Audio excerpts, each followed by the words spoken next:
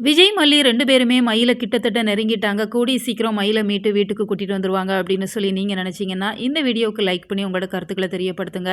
விஜய், மல்லி 2 பேருமே போலீஸோட உதவியினால மயில் எங்கெங்கலாம் போனாங்க, அவங்களோட மொபைல் சிக்னல் எங்கெல்லாம் கிடைக்குது அப்படிங்கிற மாரி எல்லா விஷயங்களையுமே தெரிஞ்சுக்கிறாங்க. இப்ப தினேஷ் மயிலுக்கு ஒரு புது மொபைல் வாங்கி குடுத்துருப்பாங்க. அந்த மொபைலோட சிக்னல வச்சு தான் இப்ப 2 பேருமே தேடி வராங்க. போலீஸ் விஜய் கிட்ட ஒவ்வொரு இன்ஸ்ட்ரக்ஷனா குடுத்துட்டு இருக்காங்க. அதுபடி விஜய், மல்லி 2 பேருமே ஃபாலோ பண்றாங்க அப்படிங்கிறதால அவங்க தங்கி இருந்த ரூம் பக்கம் வந்துடுறாங்க. இன்னும் 10 செகண்ட்ல உங்களுக்கு அந்த இடம் வந்துரும் அப்படிங்கிற மாரி சொல்றப்ப, இப்ப விஜய் கால் பண்ணி பார்க்குறாங்க. ரூம்குள்ள இப்ப தினேஷ் இருக்கிறாங்க அப்படிங்கிறதால, தினேஷோட மொபைல் ரிங் ஆகுது. தினேஷ் ரொம்பவே ஷாக் ஆகுறாங்க.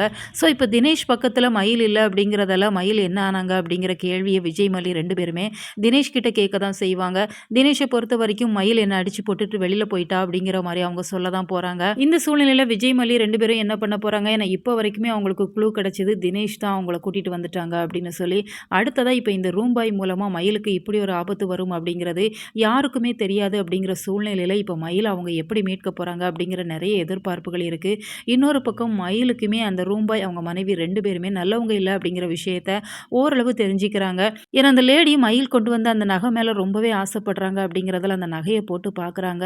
இத மயில் பார்த்துடுறாங்க அப்படிங்கிறதுல ரொம்ப ரொம்ப ஷாக் ஆகுறாங்க. நீங்க ஏன் இந்த நகைய போட்டிருக்கிறீங்க? நகைய குடுங்க நான் ஊருக்கு போறேன் அப்படிங்கிற மாரி சொல்றப்ப, அந்த லேடிக்கு எப்படியாச்சும் நகை வேணும் அப்படிங்கிறதால அந்த ரூம் பாய் ஒரு மருந்து குடுத்துருப்பாங்க.